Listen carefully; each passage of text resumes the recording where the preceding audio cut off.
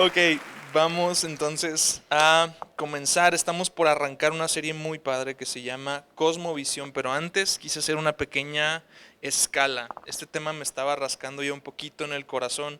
Creo que tiene mucho sentido con lo que vimos la semana pasada y sobre todo con este ímpetu hacia el nuevo año. ¿Me lo cuidas, bro? Me va a sonar ahorita, luego pasa. Gracias. Ok, vamos entonces a Mateo 4:18.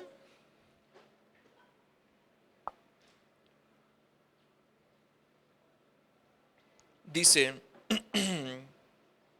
andaba Jesús junto al mar de Galilea, vio a dos hermanos, Simón llamado Pedro y Andrés su hermano, echando una red en el mar porque eran pescadores, y les dijo, vengan en pos de mí y yo los haré pescadores de hombres. Entonces ellos, dejando al instante las redes, lo siguieron.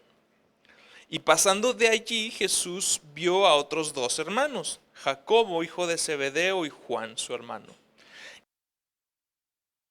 Sí. En la barca con su padre Zebedeo, remendando sus redes, y los llamó. Y ellos, dejando al instante la barca y a su padre, le siguieron. Ahora me paso rápido a Marcos 2:13. Jesús salió de nuevo a la orilla del mar y toda la multitud venía a él y les enseñaba. Al pasar vio a Leví, hijo de Alfeo, sentado en la oficina de los tributos y le dijo, sígueme. Y levantándose, lo siguió. Juan 1:43. Al día siguiente Jesús se propuso salir para Galilea y encontró a Felipe y le dijo, sígueme. Señor, gracias por este domingo.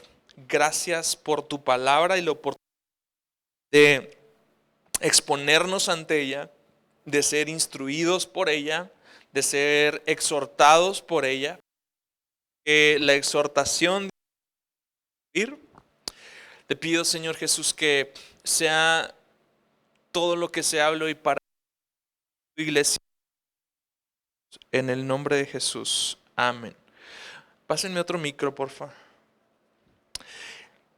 Momentos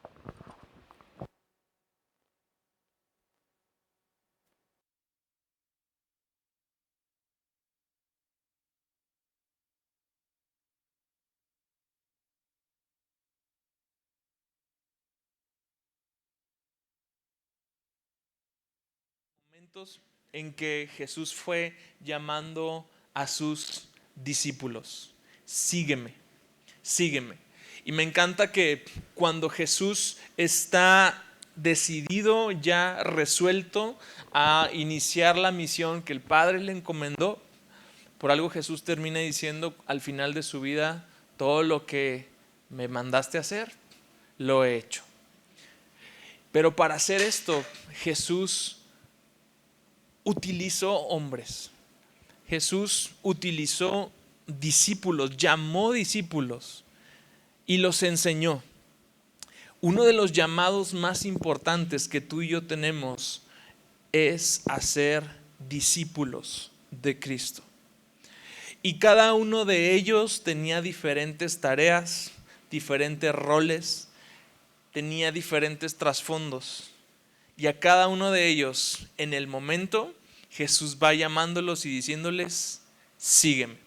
Y por eso titulé así este mensaje, porque creo que ese mensaje sigue vigente. Es una instrucción, es un mandato, me gusta verlo como una invitación. Sígueme. Hay que seguir a Jesús. Nosotros no somos llamados a ocupar únicamente una silla. No somos llamados a ser participantes de la liturgia dominical, a ser participantes de algunas buenas obras y de algunos buenos proyectos. La razón completa de que tú estés aquí el día de hoy es porque Jesús sigue haciendo esta invitación. Sígueme, sígueme como a cada uno de todos estos discípulos. Entonces, en general, vamos a ir ahora a Lucas 14, porque es de ahí de donde quiero tomar esta enseñanza y ahí es de donde quiero ver qué es lo que Jesús tenía que decirles a las multitudes acerca de lo que es ser discípulo. ¿Sabes? A veces dentro de nuestra terminología está la palabra creyente o está la palabra convertido.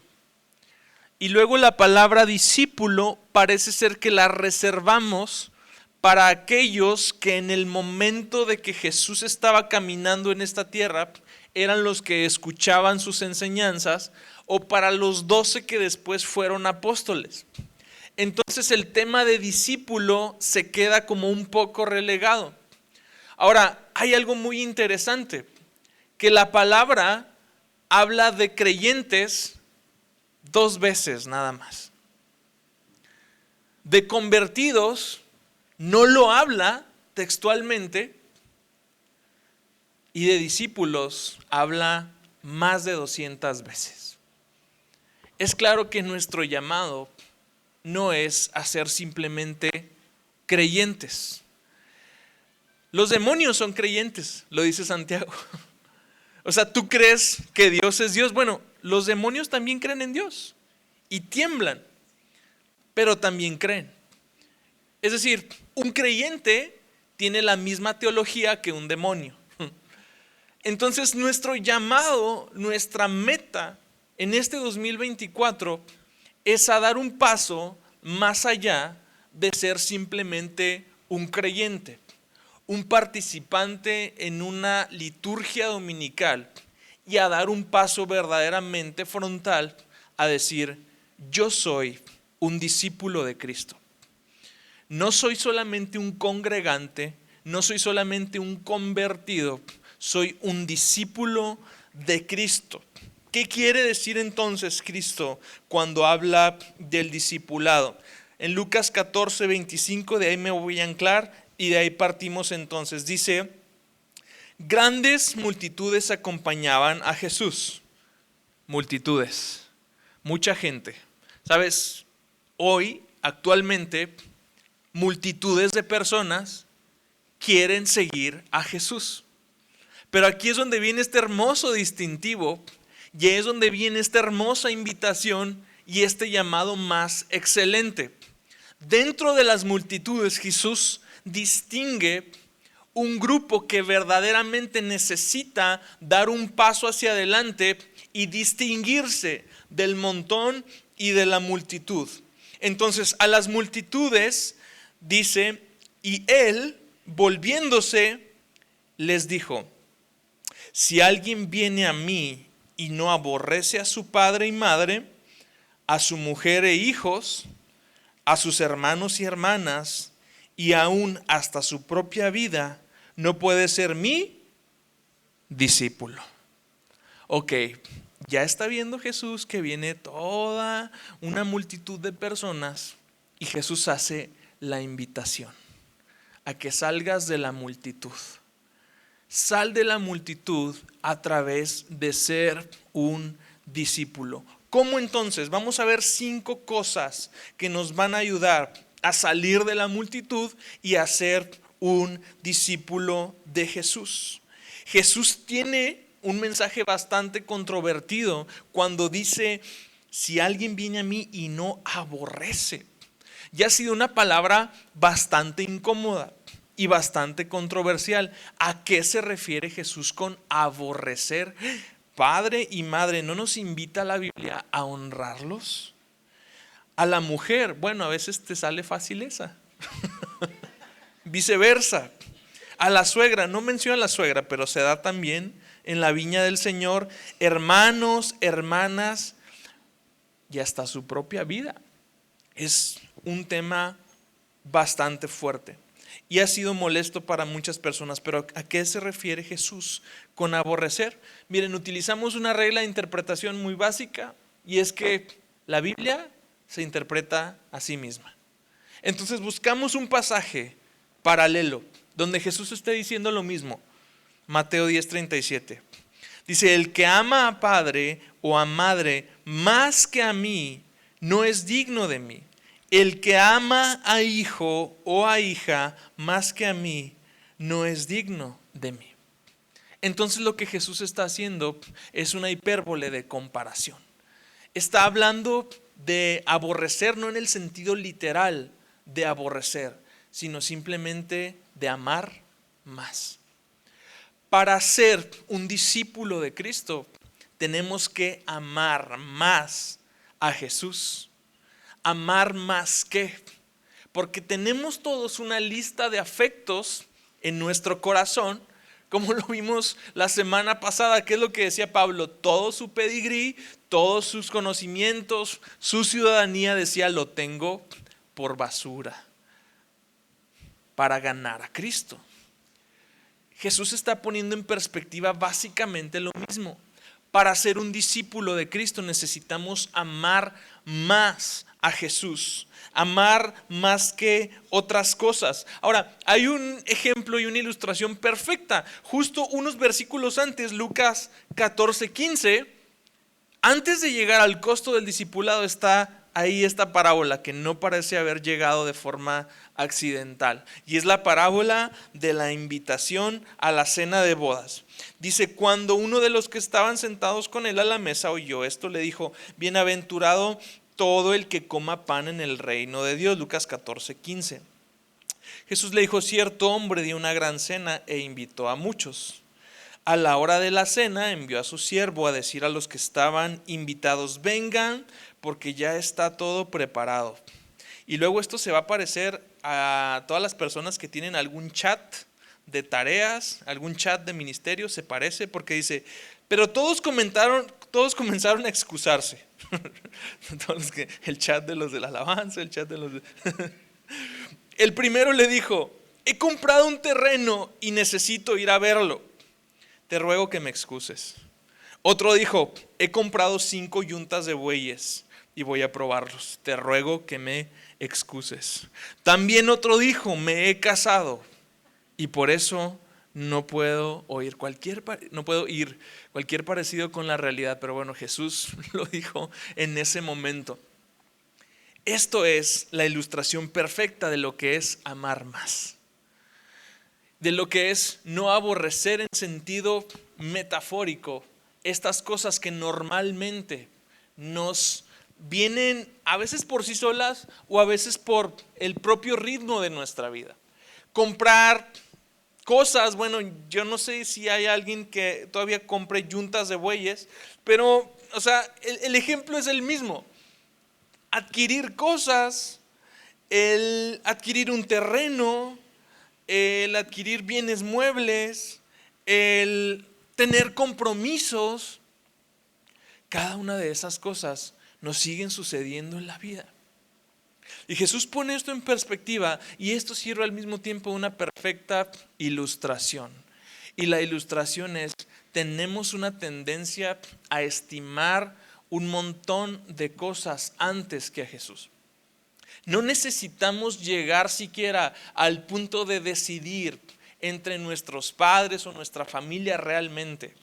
A veces el costo del discipulado no llega a tanto. Quizás tus papás ya están aquí y tus papás ya quieren que te involucres y ya quieren que te pongas las pilas. O ya quieren que mínimo a tus 30 te salgas de la casa. Que no creo que sea el caso de nadie, ¿verdad? Pero tus papás son tus primeros porristas. Quizás no tienes que decidir tan a ese grado. Pero a veces es nada más la yuntita de bueyes que acabas de comprar que está demandando tanta atención.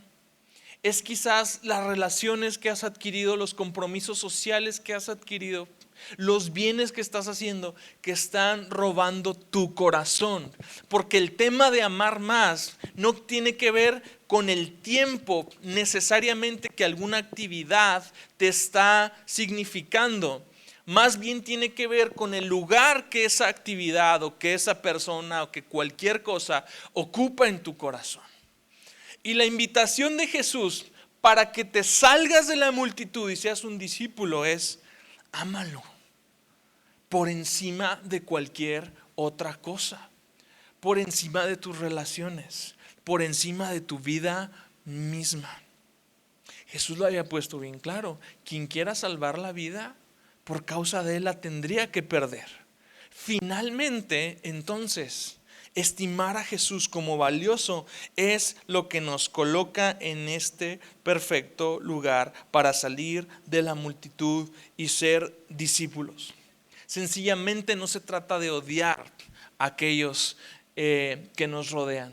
Se trata de tener una devoción completa, una lealtad verdadera e irreductible, más grande que cualquier otro afecto, más grande que el afecto que le tienes a tu vida misma. Es el afecto y la devoción que Jesús está requiriendo de sus discípulos. ¿Sabes? Cuando un extranjero quiere hacerse ciudadano de otro país, normalmente necesita renunciar a ciertas cosas en su tierra natal. Tiene que hacer ciertas promesas a ese país a donde se está involucrando. Tiene que jurar cierta lealtad a una cultura nueva, a unas raíces nuevas. Es la devoción del discipulado. Amar más a Jesús tiene como implicación el resignificar nuestras lealtades, el resignificar nuestras prioridades, nuestros afectos. Quizás ni siquiera tengas que llegar al grado de tener una confrontación familiar, porque hay 10, 25 cosas más que realmente ocupan un lugar importante en tu corazón y que necesitamos empezar a ordenar esas prioridades y decir verdaderamente mi llamado a ser discípulo de Cristo ocupa el lugar número 1 o lo estoy intercalando con 25 otras actividades. ¿Es lo mismo que mi clase de guitarra? ¿O es lo mismo que mi clase de canto, que mi hora del gimnasio? ¿Es una hora más en una semana compuesta por diversas actividades? ¿O es la hora? Es el momento. Lo espero, lo atesoro, lo valoro. Eso es el significado de amar más. Punto número 2, versículo 27. Ahora ya vuelvo al texto de partida, 14:27. Jesús agrega, después de el amar más, viene el cargar la cruz. El que no carga su cruz y me sigue, no puede ser mi discípulo. Le preguntaron a A.W. Tozer, que también ahí tenemos un librito de él, muy bueno, te lo recomiendo. Y a A.W. Tozer le preguntaron, ¿qué es tomar la cruz? Y Tozer respondió a su estilo, genial. Dice, bueno, un hombre que está crucificado enfrenta un solo camino, la muerte, ¿no? Un hombre crucificado no puede retroceder, no hay forma que te bajen. Un hombre crucificado no tiene planes futuros. La cruz suele portarse en todos lados, amados. ¿Quién tiene un tatuaje de cruz? En todos lados tenemos la cruz. ¿Quién tiene joyería de cruz?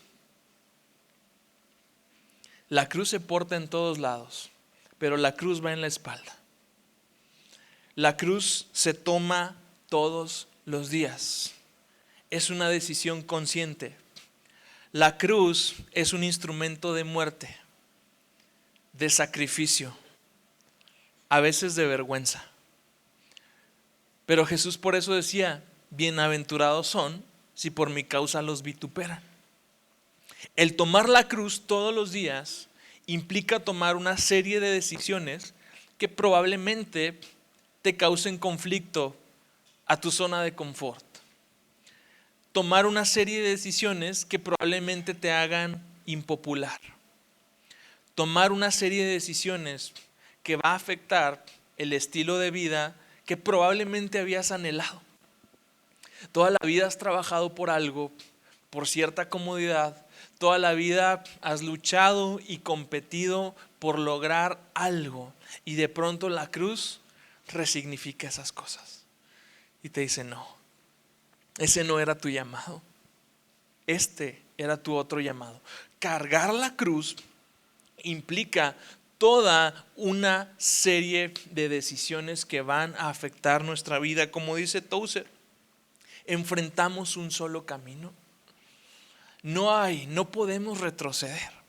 Enfrentamos un solo camino hacia adelante. Es un camino donde mi carne, mis deseos, mis expectativas de las demás personas, muchas cosas tienen que ir muriendo. La principal víctima de la cruz no son las demás personas, eres tú mismo. Alguien que está cargando su cruz es cada vez menos él y cada vez más Jesús. Alguien que está cargando su cruz no tiene forma de retroceder, solamente es hacia adelante. Alguien que está cargando su cruz sabe que su futuro ha sido afectado por su discipulado. ¿En qué sentido?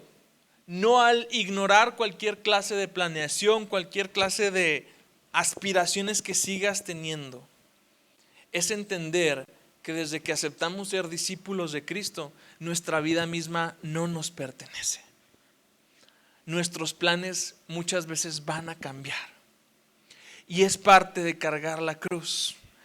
Cargar la cruz es una decisión. No vale el de que, pues es que este viejo que me tocó es la cruz que me tocó cargar. No. Cargar la cruz es una decisión constante. Es que esta pierna que me quebré haciendo alpinismo, no, esa no es tu cruz. Ese es el resultado de que le andabas haciendo al valiente. ¿Sí? Cargar la cruz es la decisión consciente y deliberada que tomamos de decir, ya no vivo yo, pero vive Cristo en mí. Para que eso sea una realidad, te tienes que morir. No puede vivir Cristo si no te mueres tú. Y el problema en muchas situaciones que enfrentamos es que no queremos morir. Es que estamos demasiado vivos. Es que quiero sobresalir, quiero tomar un poco de esa gloria para mí, quiero estar. Es Cristo el que tiene que vivir y por eso tomamos esa cruz. Vamos más allá de ser llamados a ser creyentes. Cuando cargamos la cruz, somos discípulos. Número 3, calculamos el costo. Versículo 28. Porque ¿quién de ustedes, deseando, subraya la palabra, edificar una torre, no se sienta primero y calcula el costo para ver si tiene lo suficiente para terminarla? No sea que cuando haya echado los cimientos y no pueda terminar, todos los que lo vean comiencen a burlarse de él, diciendo, este hombre comenzó a edificar y no pudo terminar. Y me encanta la advertencia de Jesús. El discipulado viene con un costo. Amados, la salvación es gratuita. Gracia, porque por gracia somos salvos, no por obras, gratis. El discipulado tiene un costo. Para salir de la multitud, dejar de ser del montón. Las iglesias, normalmente en domingos, cada una en su respectiva capacidad, normalmente están llenas. Normalmente están llenas. Pero los pastores no nos vamos con la finta de las sillas que se llenan. Contamos la eficiencia de un ministerio, o al menos eso está en mi corazón, con base en el número de discípulos. Así que podemos sí tener cierto número de congregantes, pero ¿cuántos congregantes verdaderamente son discípulos? Ahí es donde está la clave. Y Jesús da esta advertencia, calcula el costo. El discipulado sí cuesta algo. El cargar esa cruz sí cuesta algo. El amar a Jesús por encima de todas las cosas cuesta algo. Y Jesús advierte, calcula el costo. Porque hoy el reino de Dios está lleno de torres a medio edificar. Y se ve la dureza y el costo del discipulado cuando muchas personas comienzan a edificar, pero luego ahí lo dejan. Sí le entré con todo el entusiasmo y con todas las ganas. No es una clase de spinning, ni de zumba, ni de nada que te va a hacer sentir bien un momento. Es una vida. No te va a costar unas energías, no te va a costar una membresía al mes. Ni siquiera tus diezmos y tus ofrendas son un costo. Es tu adoración, amado. De manera que si tú dices, no, pues yo no siento que aquí se estén utilizando bien los diezmos, te lo dice el pastor, no diezmes, brother. No diezmes. Porque eso no es el costo de tu discipulado. Eso no es el costo de entregarle tu vida a Jesús. Eso viene aparte. Es tu adoración. Entonces, el tema del costo, Jesús lo hace patente. Es claro. Y la lección con esta ilustración de la torre es: piensa bien lo que vas a hacer. Una persona construía una torre porque probablemente tenía una viña. Y en la antigüedad esta torre podía utilizarse para guardar el producto o bien para la seguridad de la misma viña. Era algo que necesitaba pensarse bien, era algo que necesitaba planearse, ¿sí? Quizás era un lugar adicional para almacenar, quizás era algo que se requería de una forma, sin embargo, era algo opcional. El levantar o no esa torre era algo opcional. Entonces, como era algo opcional, tenías toda la libertad de calcular, echar números y decir, esto no es para mí. Así le vamos a dar sin torre. Pero si le vas a dar, pero si tu decisión es edificar tu vida como esa torre, entonces inviértele todo. Entonces hazlo hasta que termines. Entonces, lo que más extraigo de esto es: no dejes tu vida a medias. No dejes tu vida a medio edificar. Ya te embarcaste, ya tomaste la decisión de ser un discípulo de Cristo. No te quedes a medias. No te quedes ahí varado. La salvación es gratuita, pero el discipulado cuesta. Y un discípulo de Cristo se caracteriza por ser un buen constructor. He ahí la diferencia entre las multitudes y los discípulos. Los discípulos son buenos para edificar. Edifican a otros. Buscan cobijar a otros. Buscan jalar a otros. Buscan conectar con la iglesia. Un discípulo es más un hombre de acción que de opinión. Muchos escupen desde afuera para denostar a la iglesia. El discípulo trabaja con lo que hay.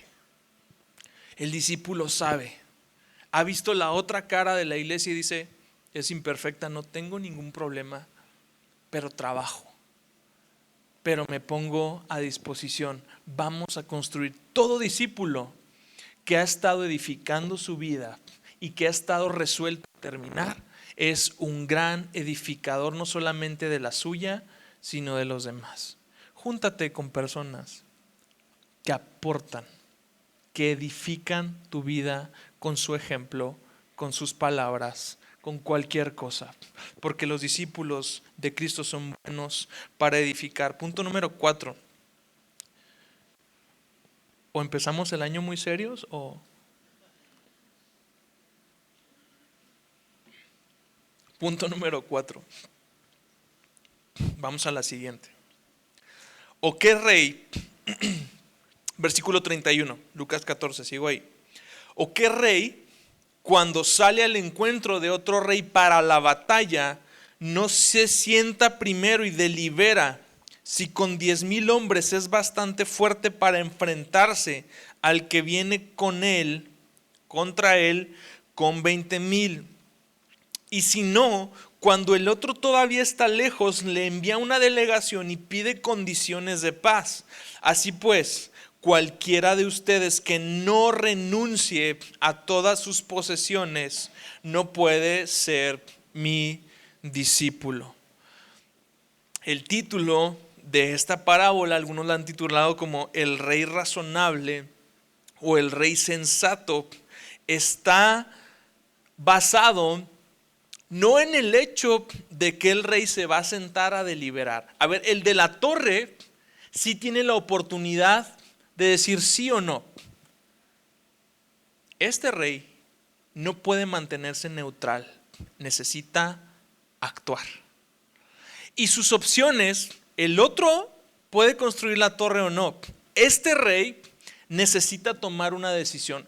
¿Va a enfrentarse o va a rendirse? Ambas son una decisión activa.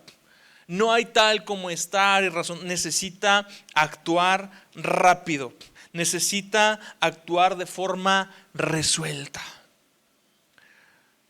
Una vez que deliberamos, una vez que decidimos edificar, entonces hay que estar resueltos a actuar.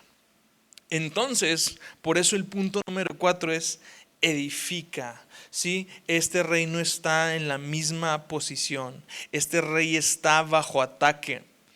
Está bajo ataque y el enemigo lo supera 2-1. Me encanta esta metáfora. Es una metáfora del reino sí o sí. Porque así es el reino de Dios. El reino de Dios viene con todo. Y el reino de Dios viene con una decisión. Nos vamos a brincar al reino de Dios, vamos a ser súbditos de este rey o no, pero tenemos que actuar. Y el reino de Dios viene con todo, y la única respuesta lógica posible cuando el reino de Dios se acerca es rendirnos. ¿Qué es lo más lógico y qué es lo más sensato para este rey? Que el enemigo lo supera 2-1. Pero aquí la noticia tan maravillosa es que nosotros no mandamos esa delegación de paz.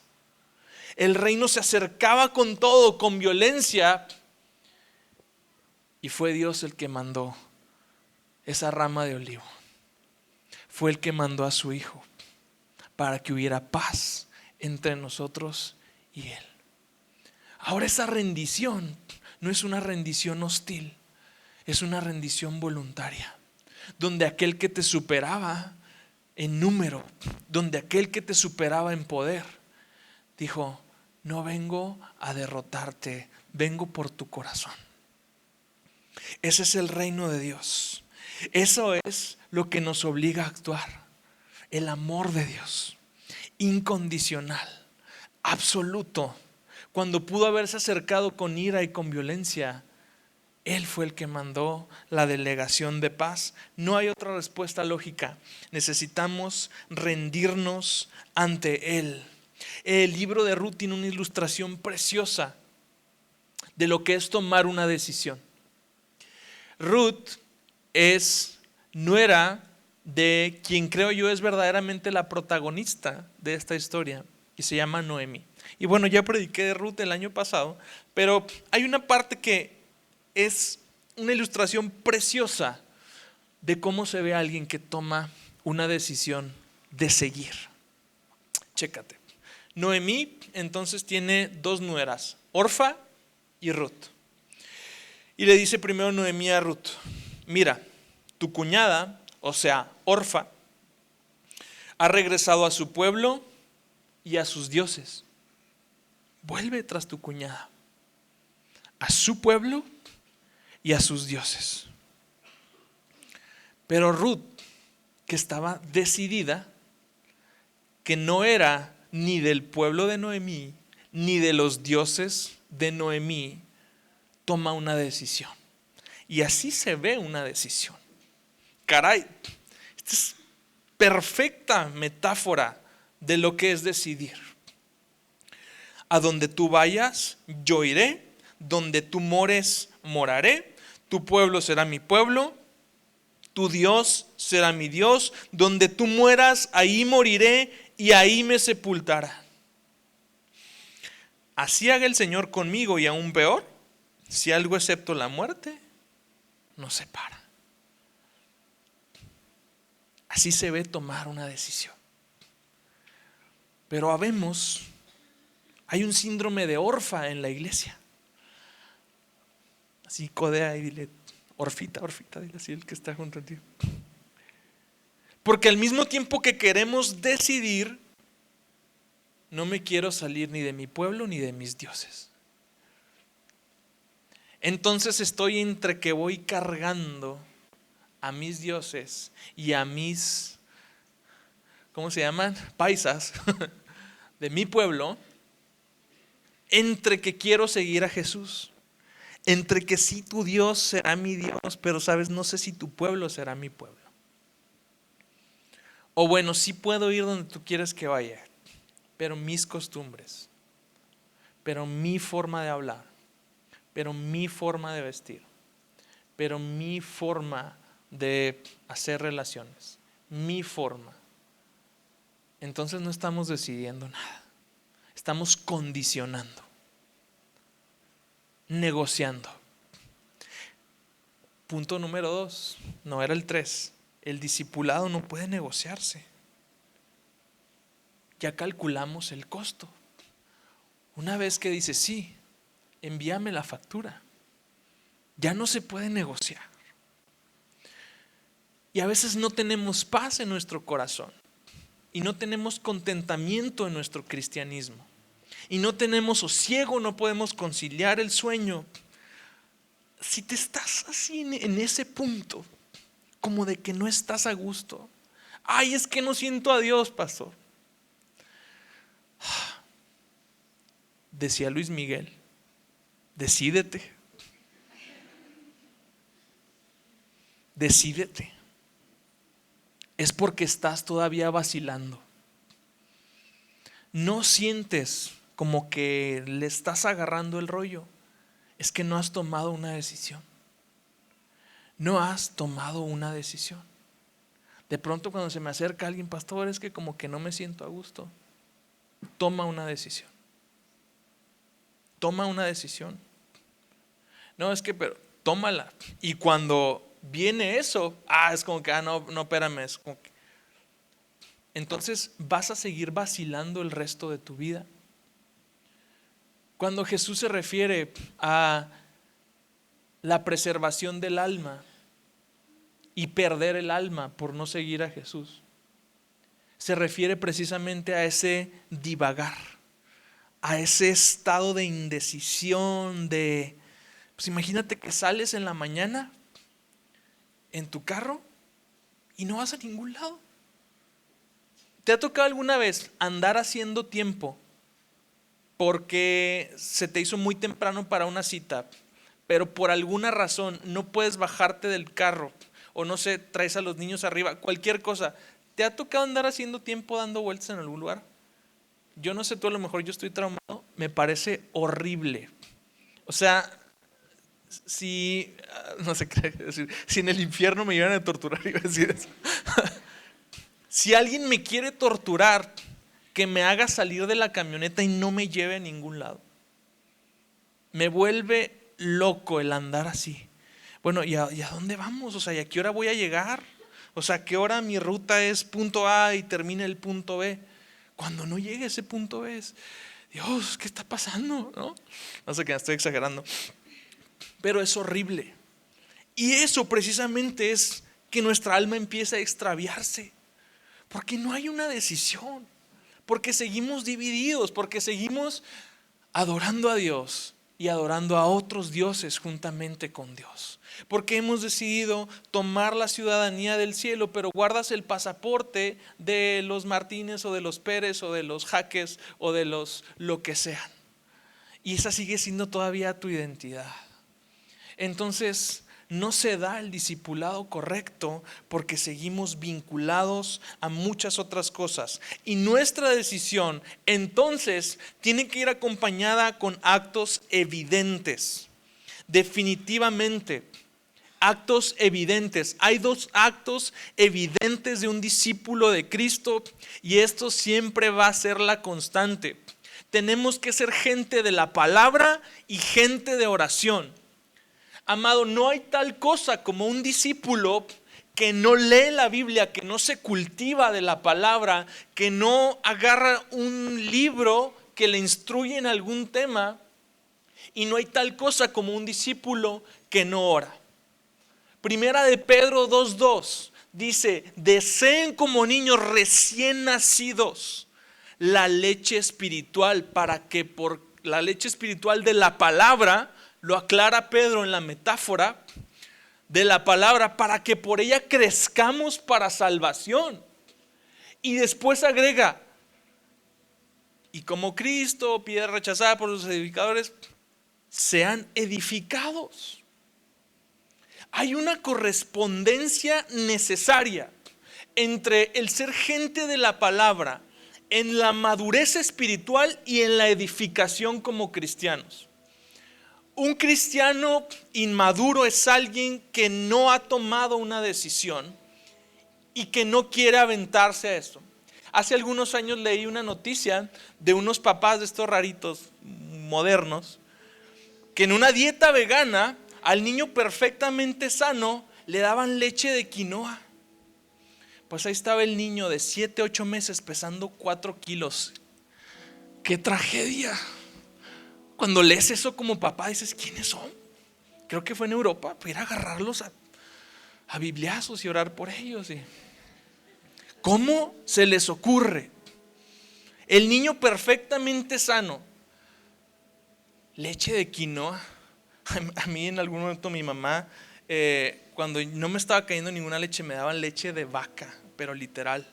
Mi papá la ordeñaba, la hervía y al biberón. Entonces a lo mejor por eso soy medio animal en este aspecto, ¿no? Pero ahí está, ¿ven? Y ni sobrepeso, ni caries, ni leche de vaca. El punto. Qué tragedia este bebé desnutrido y que lo ven los papás pesando 4. Oye, el niño no sube de peso. Pues ¿cómo si no está recibiendo las proteínas de la leche? Y me rompe el corazón ver cristianos famélicos desnutridos porque se alimentan de la leche de quinoa de YouTube, de los mugres reels motivacionales que te salen. Amado, discúlpame, pero esa es la cultura moderna. ¿Cuántos libros verdaderamente devocionales que te sembraron algo te aventaste el año pasado? Mira, ya no vamos al tema académico, ¿sí? Ya no vayamos al tema así sesudo, pensador. O sea, que te sembró algo en el corazón. Y siempre está el orgullo. El orgullo del que se sube en un libro y se cree más que todos. Y el orgullo del que dice: no, es que no se me da. No, sí se te da. Es que yo tengo mente de teflón. No, tú tienes la mente de Cristo. Claro que el enemigo se va a interponer y claro que va a ser una lucha por tu atención para que te logres concentrar. Pero tienes la mente de Cristo y tienes la capacidad. No es que en mi familia nunca leímos, otra vez, pero ya no perteneces a los Pérez Martínez de la Garza y Buenrostro. Ya perteneces a Cristo, eres un discípulo de Cristo. Y los discípulos de Cristo, como dice la palabra discípulo, que viene de la palabra disciplina, leen. Codea, los discípulos leemos. Empieza por la Biblia. Ahí te va, no eres un gran lector. Agarra las chiquitas del Nuevo Testamento: Efesios, Filipenses, Colosenses, Tesalonicenses. No más. Si agarras un capítulo diario, para junio ya andas terminando. Un capítulo por semana, para junio ya andas terminando. Efesios, Filipenses, Colosenses, Tesalonicenses. Las dos. Un capítulo por semana. No más. No hay tal cosa como un discípulo que no se quiere cultivar. No has tomado una decisión. Tu comodidad sigue afectándote. No hay tal cosa como un discípulo que no quiere orar. Ahora que fuimos a surtir la librería, o sea, así como que Leo Carena, qué gacho tener este negocio. Qué gacho ser dueño de una librería cristiana. Por eso aquí los damos al costo, porque a lo mejor si esperamos sacarle algo, nos vamos a deprimir. Qué gacho tener una librería cristiana, porque veo un montón de libros ahí empolvados. Y veo con mucha tristeza que en el negocio tengan que luego vender que camisetitas, que corbatas, que pósters. Pero esto debería estar tapizado así, ¿no? Todas las categorías. ¡Qué gacho! Y luego, ¿saben qué también está gacho? Y no en el sentido de que esté mal. Las reuniones de oración de las iglesias, vacías como los estantes de la librería cristiana. No hay tal cosa como un discípulo que no ora y que no se cultiva en la palabra. Es necesario, es indispensable. ¿Qué cambios necesito hacer en mi vida para ser diligente en estos aspectos? ¿De qué forma mi vida discipular le va a decir a Dios: Dios, donde tú vayas yo iré, donde tú mores yo moraré, tu pueblo será mi pueblo, tú eres mi Dios, donde tú mueras moriré, ahí seré sepultado en Cristo? Esos dondes, todos los dondes de Ruth hacia Noemí, para nosotros se responden en Cristo. Voy a Cristo, moraré en Cristo, Cristo es mi pueblo, Cristo es mi Dios, moriré en Cristo y en Cristo seré sepultado. Y agregamos las promesas del Nuevo Testamento: y resucitado, porque soy un discípulo y persigo el mismo destino que mi maestro. Cierro. Dicen que la mentira más grande que cuenta un pastor todos los domingos es: ya voy a terminar.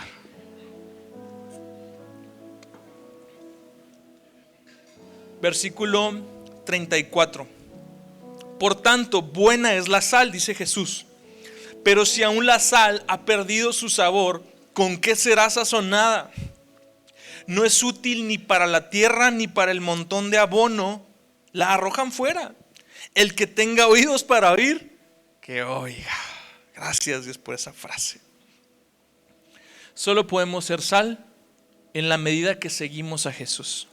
La multitud no es sal. Iba a decir la perrada, pero se escucha muy feo, ¿eh? No hay sal en las masas.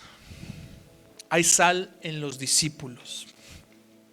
Los discípulos son sal, son sazonadores, son preservadores. En algunos casos, la sal era utilizado como antiséptico para sanar. ¿Sabes qué también hacía la sal? Se vertía en los terrenos conquistados de un enemigo para esterilizar los terrenos. Y Jesús vino a deshacer las obras del diablo. Y no vamos a deshacer ni avanzar el reino, y no vamos a ir deshaciendo las obras del diablo a menos que más sal se siga tirando por toda la tierra. Hay que salarle el terreno al enemigo.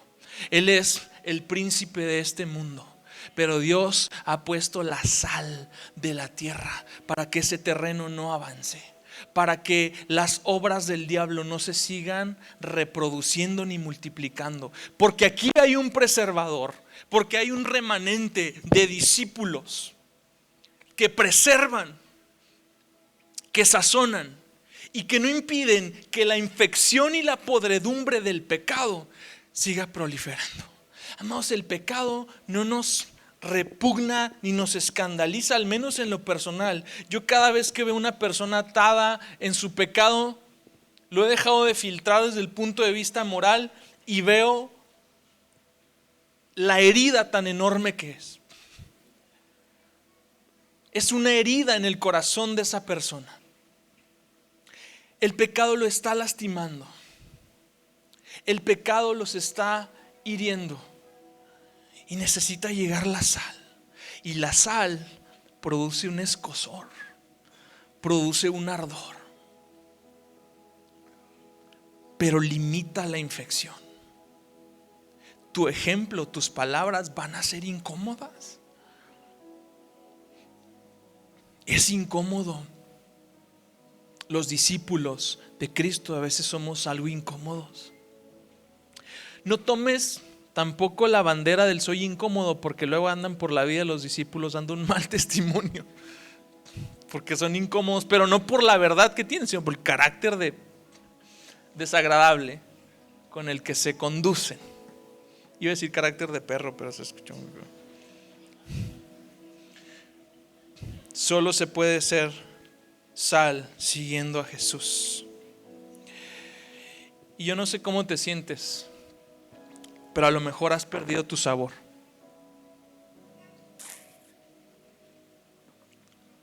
A lo mejor dices, pues sí soy sal, pero no tan salado.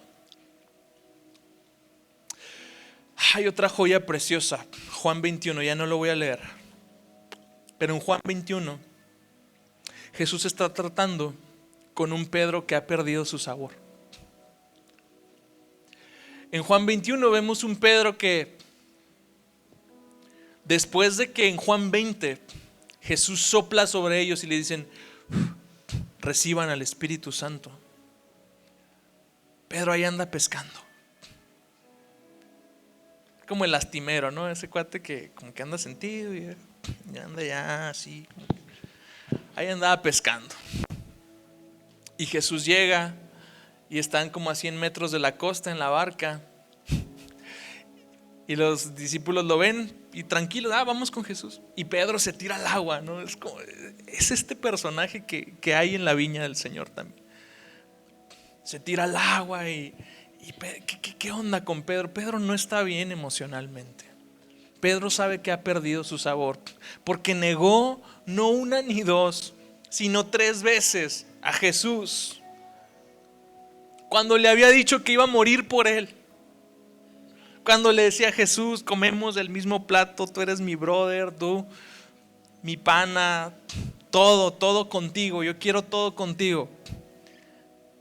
Al calor de unas brasas, cuando una señora le dice como que tú eras de esos que estaban con él. No.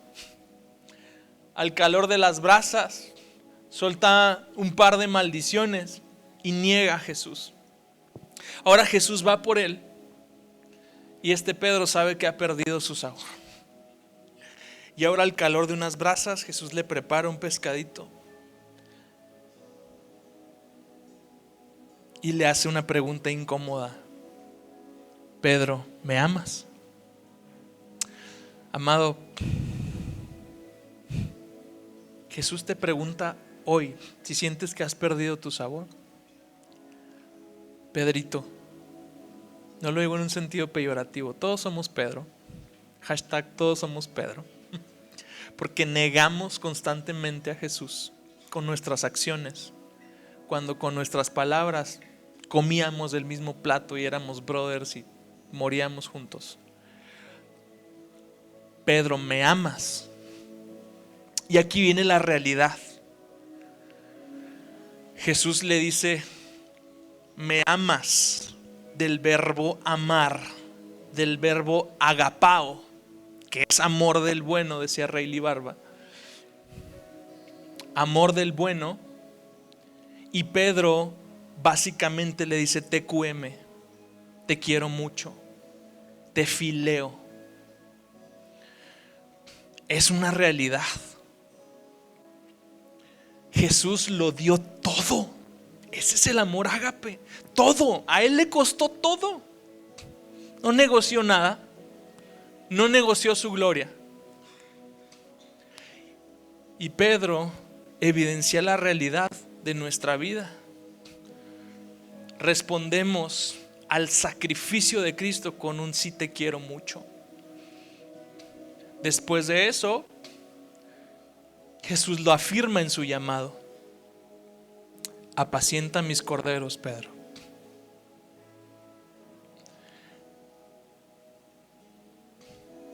Pedro, ¿me amas?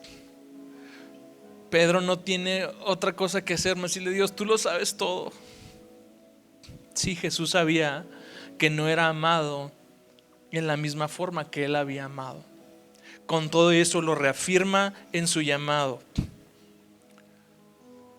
Pastorea mis ovejas, Pedro. Pastorea mis ovejas. Después de este discurso, después de que Jesús lo restaura con el pescadito, lo afirma en su llamado, le dice: ahora sí, ¿cómo va a ser la cosa? Le dice: Pedro, cuando estabas chavito, tú te vestías como querías, hacías lo que querías, pero va a llegar el momento donde te van a llevar a donde no quieras ir y te van a atar. Y lo van a hacer por la fuerza. Estoy parafraseando. Esencialmente Jesús le está diciendo: para cumplir tu discipulado, Pedro, te va a costar todo. Pero Pedro ya sabía algo, amados. Ya sabía lo que costaba. Y si tú te sientes como Pedro, a lo mejor espero que ya te hayas dado cuenta de cuánto cuesta, de que es difícil, de que hay caídas, pero que te tienes que levantar. Porque me encanta que Jesús, después de que lo afirma, le vuelve a decir: sígueme, sígueme. Ese segundo sígueme que recibe Pedro me partía el corazón en dos, porque el llamado está ahí. La invitación a ser un discípulo sigue ahí. Ya perdí mi sabor, la verdad no me siento tan sazonador, tan preservador, quizás soy todo lo contrario. Sígueme. Y Pedro, ya saben cómo era, como medio bocón. ¿Y qué onda con Juan? ¿No? ¿Y este qué? Dice Jesús: si yo lo quiero preservar hasta que yo venga, ¿a ti qué? Tú sígueme. No te preocupes por los otros que están siguiendo a Jesús. No te preocupes si la iglesia va para arriba, si los fieles en el mundo siguen multiplicándose, o si más bien vamos a quedar un remanente. No te preocupes las cosas que suceden alrededor, los escándalos. Tú sígueme. Tú sígueme. Y es Jesús reafirmándote en esta mañana: sígueme. Sígueme. Yo leer este testimonio, lo escribe David Platt en uno de sus libros, precisamente se llama Sígueme, de L. Fusilé ese título. Es de una chica de su congregación. Dice: a los 5 años oré para que Jesús entrara en mi corazón. Esta oración me sirvió provisionalmente como una tarjeta de escape gratis del infierno, mientras yo seguía andando en pecado. Me veía mejor que los demás estudiantes de mi grupo de jóvenes, y eso servía para confirmar mi fe. Si esa certificación no era suficiente, cada vez que cuestionaba mi fe, mis padres, pastores y amigos me decían: sí eres cristiana, porque había hecho esa oración y porque lucía bien por fuera. Así que estaban seguros de que yo estaba adentro. No obstante, mi corazón aún no estaba abierto para entender la gracia. Era evidente que la oración que había hecho antes probablemente no me ayudó. ¿Qué hice entonces? Lo que cualquiera que no estuviera dispuesto a admitir su quebranto y su depravación frente a un Dios santo hace. Redediqué mi vida a Cristo. Puedo asegurar que esa no es una expresión que se encuentra en las Escrituras. No obstante, seguía muerta en mi pecado y sin arrepentirme. Seguía pensando que mis buenas obras realizadas en el pasado y las que seguía haciendo en el futuro contarían a mi favor. Podía salvarme a mí misma, de eso estaba segura. Conducía estudios bíblicos y participaba en viajes misioneros, pero nada de eso tenía importancia. Seguía siendo por naturaleza una hija de ira. Durante mi primer año en la universidad, finalmente fui confrontada con la gran tensión que había entre mi ser pecaminoso y la naturaleza santa de Dios. por primera vez comprendí que el significado de la cruz era satisfacer la ira que Dios debía haber dirigido hacia mí. Caí de rodillas temblando de temor y adoración, y con lágrimas en los ojos confesé mi necesidad de Jesús más que ninguna otra cosa en el mundo.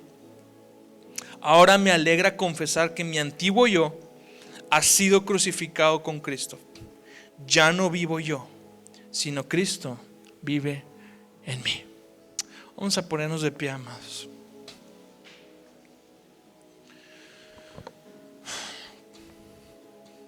Es muy fácil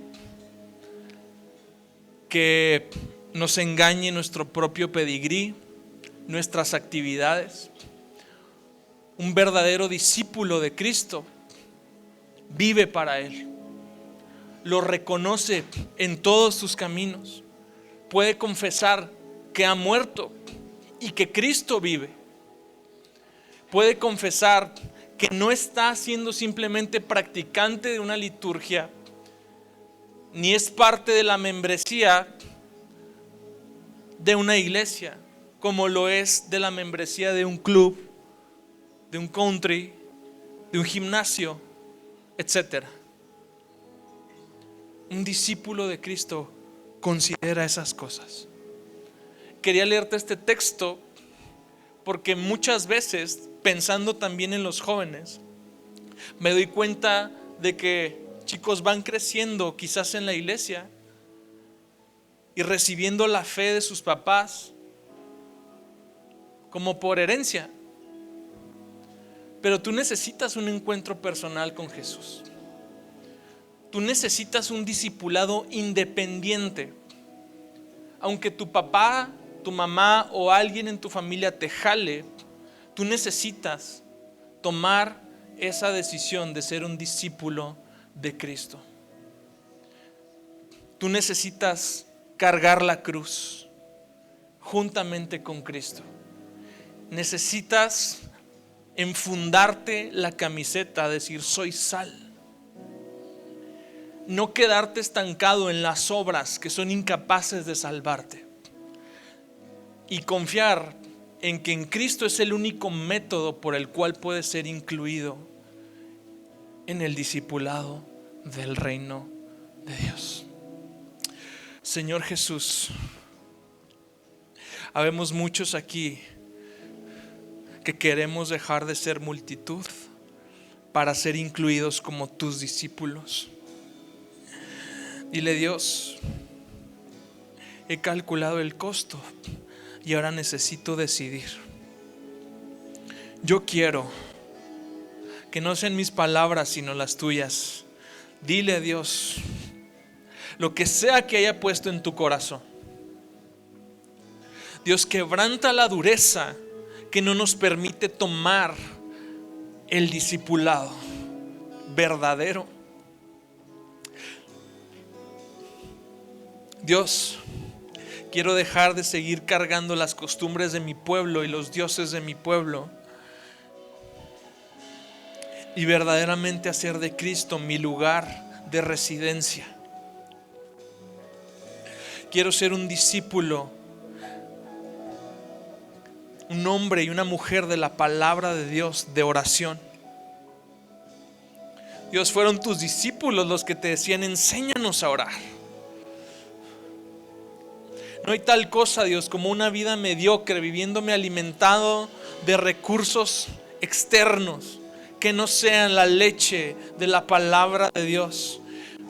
Dios, quizás esta vida titubeante, divagante,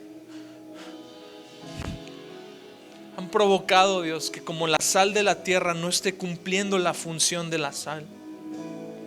Hoy quiero aceptar nuevamente tu invitación y decirte: Dios, sí quiero seguirte, porque ya he sabido y el llamado sigue siendo los mismos. Apacienta mis ovejas,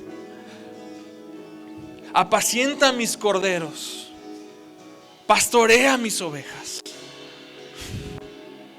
Sigue siendo el mismo llamado para todos. Ese no es un llamado para un pastor, ese es un llamado para todos los discípulos de Cristo.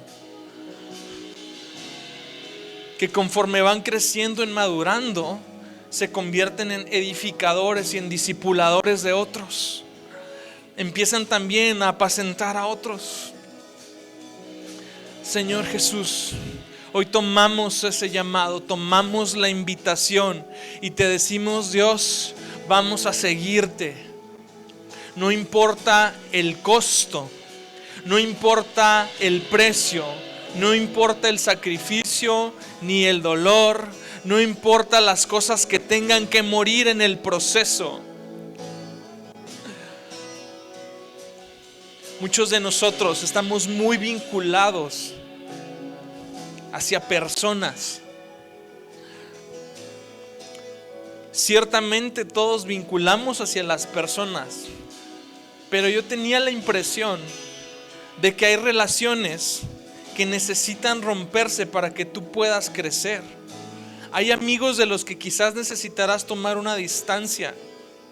Quizás necesitarás ofender la tradición de tu familia diciéndoles claramente: yo soy un discípulo de Cristo. No soy practicante de una fe nada más. Yo soy un discípulo de Cristo. Amados, no es deshonra, es la verdad. Es un llamado. Es lo que la palabra nos dice. Quizás vas a ofender un poco tu vida social diciendo: ¿sabes qué? No participo de esto. No tengo tiempo para aquello porque soy un discípulo de Cristo. Es mi misión, es mi propósito, es mi llamado.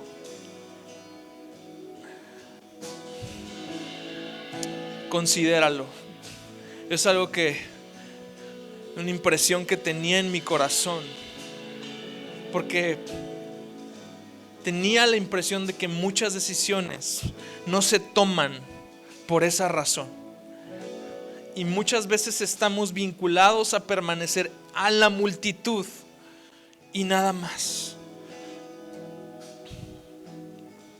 Ve más adentro, ve más profundo. Enfúndate la camiseta de ser un discípulo de Cristo, de ser la sal de la tierra, la luz del mundo, de crecer en tu vida de oración, de crecer en el conocimiento de Dios que viene por su palabra, de animar a otros, de ayudar a edificar a otros. La mies es mucha y los obreros son pocos.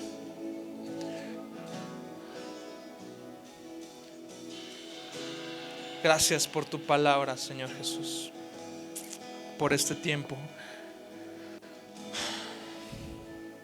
Guárdanos en esta semana, que tu presencia nos acompañe donde quiera que vayamos, en el nombre de Jesús. Amén.